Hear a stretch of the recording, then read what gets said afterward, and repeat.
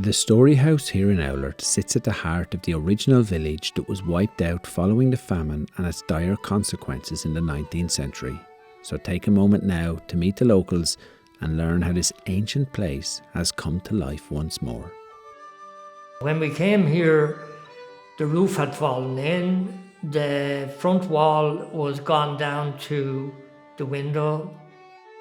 The name Oulart comes from the old Irish word for orchard, owl. Persecuted, shot, houses burned, you name it. I mean, this was a tremendous situation that people were getting really oppressed here. The Story House has reclaimed a spot in the cultural landscape of the village, but the role of Oulart at the revolutionary heart of the 1798 rebellion has lived long in the memory here. Is Misha Brian O'Clairig agus is the vona an Oulart me, rugo agus toigo me ansha, rugo me nediag dahad 3. I was reared in quite a large house that was a hotel in 1798 known as Mgallis Hotel.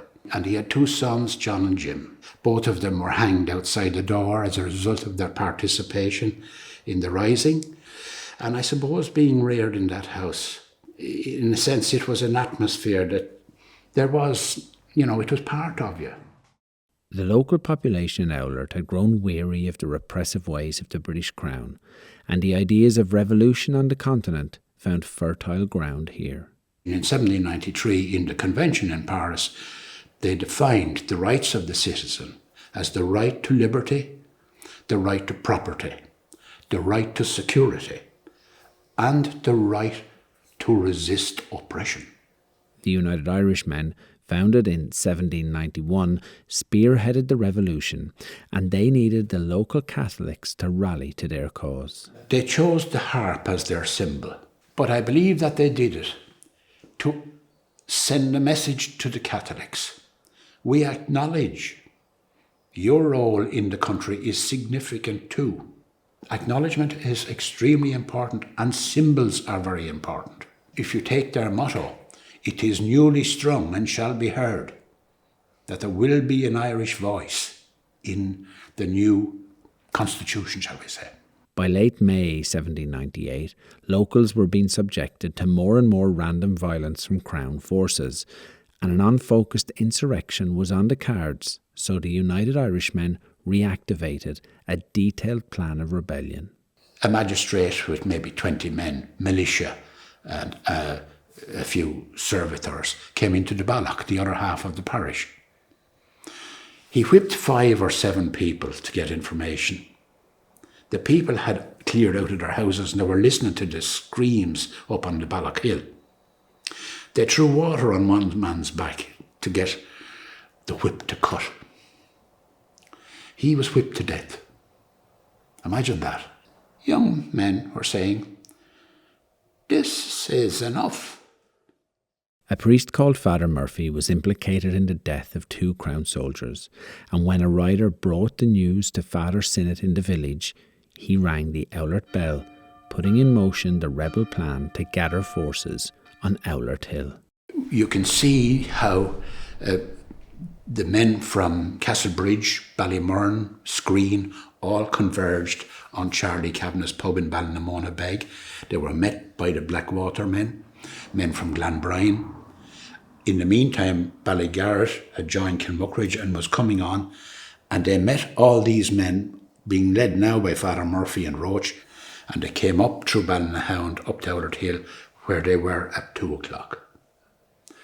Probably 1,500 men from 8 parishes. And to do that between 10 o'clock at night and 2 the next day meant that the plan was functioning perfectly. Ran like a clock. The pikemen gathered on Oulart Hill, and Major Lombard led the Crown forces from Wexford to confront them. Roach, commanding the pikemen, laid an ambush on the hill, hiding 400 men in ditches, and had some pikemen stand visible to the Crown forces on top of the hill with civilians sheltering behind them. Roach, in the meantime, was organising a very dangerous plan. The plan was to organise the people to feign a flight at a critical time. And as Major Lombard and his infantry, the North Cork militia, 110 strong, went up the hill, the flight began.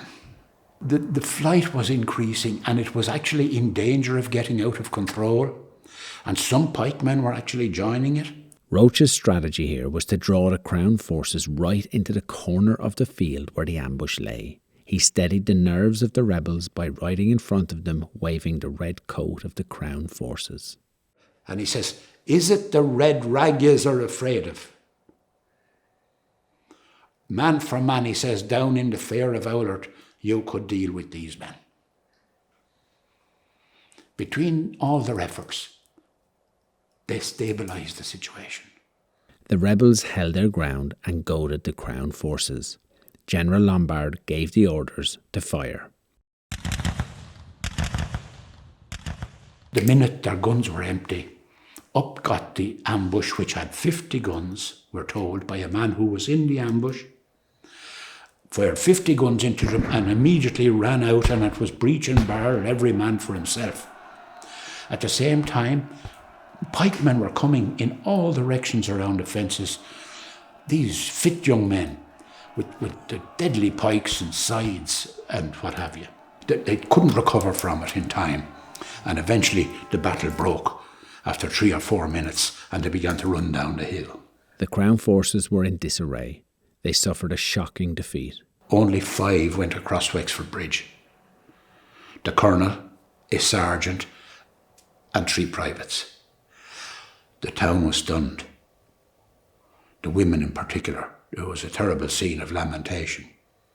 But these were the same women that sent those men out a few hours before, encouraging the men to bring something fancy home. A bit of loot. You know the way it goes.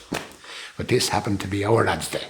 One of the stories to emerge after the Battle of Oulart was of the strange language that some of the men of the Crown forces spoke. Gné himúil den cha ná go raibh na Corcaigh ag leabhar Gaeilge. Tanga nárthaigh muintir le garman ag an am. No, farmhór mhór nárthaigh ar inos. Agus fiadar bhí cuideach, tá cúntais ar fáil fear ar an talamh agus pícadóir ó sa cion a gimpí trócara ar gur éireannach a bhí ann hain, gur Catholic a bhí ann. The rebels' success spurred them on to take the larger towns of Enniscorthy and then Wexford itself. But eventually the rebellion of 1798 was extinguished by late August. It would not be the last rebellion, and the spirit of it would resonate through later generations. There was a nobility about the 98 Rising, despite all the side that we have been discussing. There was the aspiration was noble. It was to end sectarianism, to increase egalitarianism. I mean, two ideals, when not achieved, cause untold trouble across the world. The events of the 1798 rebellion were captured by Limerick poet Robert Joyce in his famous traditional ballad, The Wind That Shakes the Barley.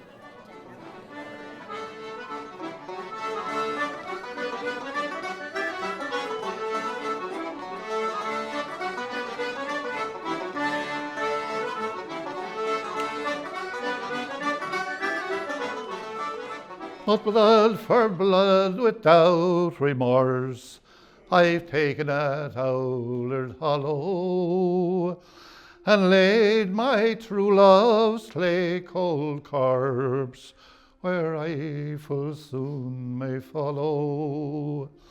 Around her grave I wander drear, now night and morning early, while breaking heart whene'er I hear the wind that shakes the barley.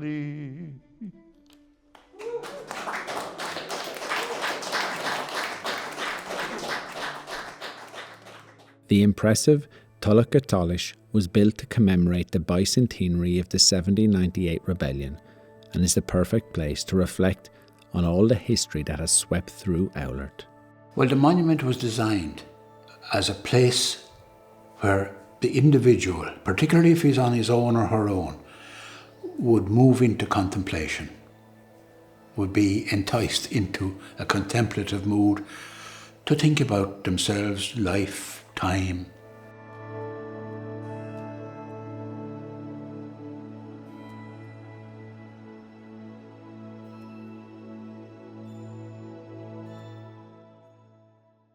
The Story House has become a community hub for very good reasons.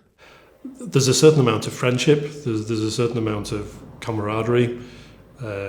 People appreciate the kind of hospitality that gets offered here. So if people come and do a tour of the hill, then as well as the knowledge of someone like Brian who's actually taking them around the hill for the historical aspect, they'll come in here for refreshments and they'll get banter and they'll get chat and they might get a song and they might get a poem or whatever else.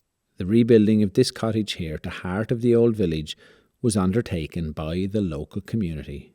We rebuilt the walls with the yellow clay and straw and all that. Great learning experience for all involved. And we then put a roof on and thatched it with straw. And the Story House never developed until two local women came up with the idea. John's wife Eileen and her late friend Monica May decided this would be a house of stories and hospitality. It's just a house. That's the way the houses were years ago, you see. They dropped in, they had the tea, and they went. There was no charge on it, you know. Even our house is like that. Like whoever comes in, they get the tea. And I'm not going to say, right lads, I want a favour before you go, you know, so.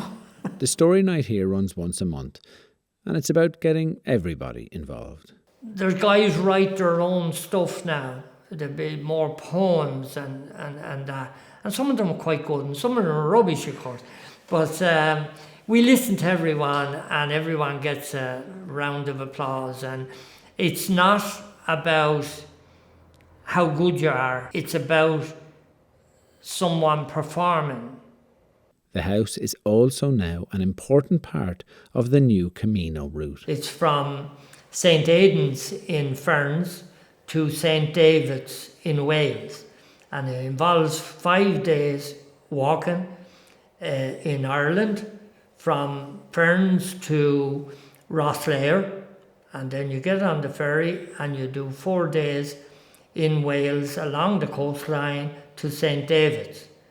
The addition of the local walking trails on this Camino gives the pilgrim a real opportunity to enjoy not just the stirring history of this village, but its unique biodiversity. There's a huge amount of biodiversity in the local area itself. And all you have to do is look and you start noticing things which you'd never even seen before. And it is that kind of thing, stop and smell the flowers, because you can quite easily just walk past stuff and ignore it. But if you do walk slowly and kind of look a bit more and even use your senses a bit more, you notice a lot more than you would do if you were just walking about your everyday business kind of thing. But there's a complete change in landscape, and that particular bit, Drover's Lane, is at certain times of year is alive with colour as well, because you've got the furze bushes with the bright yellow flowers on, and if it's a hot summer's day, you've got the scent of coconut in the air as you kind of walk past them, which is amazing in its own right. Oulart is home to so many stories, and visitors here experience a very warm welcome, arriving as strangers, but leaving as friends.